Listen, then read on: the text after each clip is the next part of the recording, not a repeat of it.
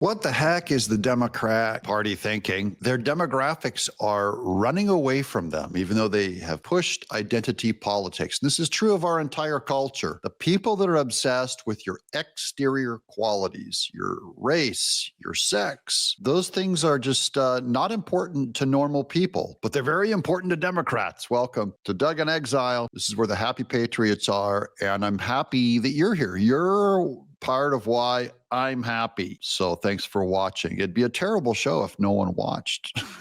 So here's I got you something here from the Powerline blog. I've been trying to broaden my rapport of news I bring you, but here's kind of an overview of the Rasmussen reports of Trump's full job approval, because the media has been lying to you, and Rasmussen reports are giving you just the straight numbers. It looks like this is Trump's job approval for all. Overall, it's 50%. Men 55%, women 45%. So men are about 10 points higher. 18 to 39-year-olds are 50% approval. 40 to 64-year-olds, so the next older group, 52 years old, and 65 and up are the only ones where Trump's getting a mere 46%. Now, there's a lot of ways to shake these polls out, guys, and this is my theory on the whole thing. I think older people, 65 and up, are the ones where the mainstream media has the biggest effect on them. It works the most on them just because we're used to broadcast news. We trust, you see that ABC, NBC logo and you think big money and important. And so I think that works the most on us. That works the least on those little 18-year-olds, you know, our kids that are on the phone doing this all day. They do not care at all what ABC reports. So it has less effect on them. So I think this is just about the lack of effectiveness of mainstream media. Now, this is his overall, this is just the proof of all that stuff, that there are strong approved, somewhat approved, somewhat approved. Trump has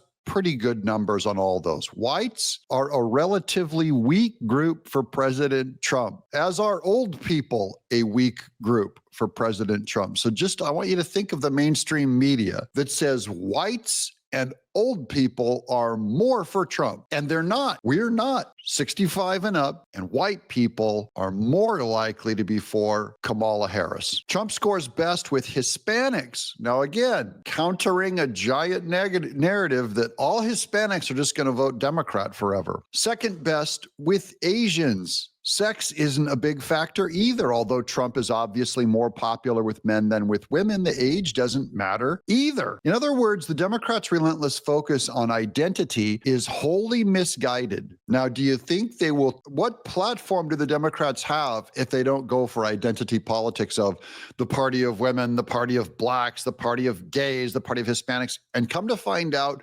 women, blacks, gays, Hispanics do not care about their skin color or their sexual identity as much as they care about having a good leader. That's what we learned. And so the Democrats really are going to have to find something else to run on, because they can't find a single issue, especially if you're going back to those Marxist numbers, the Marxist identity politics, and even that isn't working for them. That's good news for America. It means we're not going the way of mental slavery. Identity matters less than it ever has in our politics. It's so, guys, it's a new America. It's morning in America. And if Democrats think they're currying favor with Hispanics by aligning themselves with Central American gangs, they are, again, entirely misguided. I note two further grounds for optimism in this data set. First, Trump scores reasonably well with blacks at 39%. What was Joe Biden's approval rating among all Americans by the end of his term? It was 36 or 38%. That still leaves a lot of upside. Black women, more than any other demographic, have bought into the Democrats' identity nonsense. But while they're behind the curve, they're on the same trajectory as other minorities, which is ditching that slave mind of thinking your skin color and your sex is important. Second, Rasmussen bases these numbers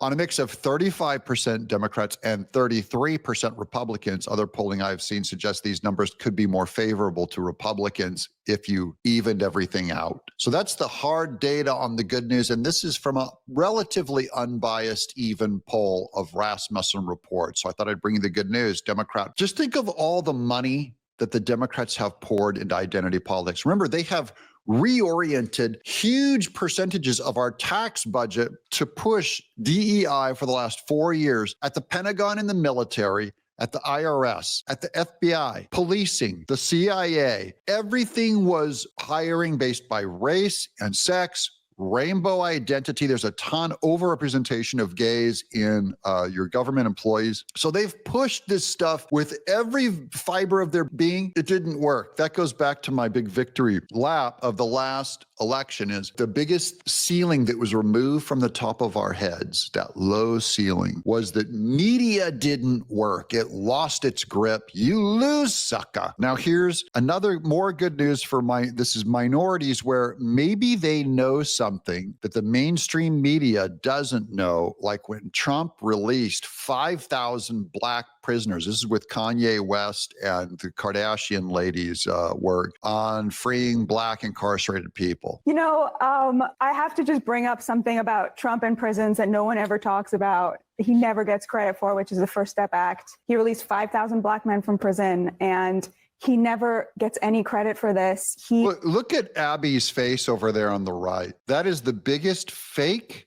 Her smile, it looks painful. She's going, wait a minute, black men, I keep telling people Trump hates black men. And look at her, she's going, oh, crud, this is another huge win for Trump. It was one of the first president in decades to actually shrink the population in our prisons. There's another painful black, oh my, oh crud, there goes our whole agenda. I just dispute this idea that he's some sort of that the nationalism is somehow dangerous to Americans. We need a dose of that. We need a dose of thinking about which Americans should we be helping? Which Americans should we be focused on? Which vulnerable Americans deserve our attention? And I think that this presidency is really talk about black men. Oh, don't remember black men. Oh, it's nice watching just facts trounce identity politics. America is not as racist as the left. The left actually wishes we were more racist. They're going oh no, what do you mean we're not racist? That's our whole scam. They're heartbroken. They're we gotta shake these sheets out and try and shake out some racists and some sexists. Where's all the sexism? How are we going to win? And then on just the Democrats being completely off. This is a longer clip. I don't know how much of Jessica Tarlov you can stand or I can stand, but I'm just going to watch her because I love having them continue to be wrong in public. Yeah, no, it absolutely is. And it's going to be an issue. And Democrats are talking about this constantly and know that whoever runs is going to be the candidate, or in this huge primary that we're inevitably going to have, that there are going to be some questions asked about 2024. And for people who went out there and vouched for Biden, what did you know and when did you know it? And a lot of people are about to make, big money on these books, exposing what they knew and that they held until after the election so that they could get that sales just right. But I got to say that for as bleak of a picture as Tommy is painting of what is going on in the Democratic Party, we are up 4 to 7 points on the generic ballot right now. Donald Trump is underwater on every single important metric, including immigration overall. He's up on when it comes to deportations and securing the border. But when people look at his immigration policy writ large, they don't like what they're seeing.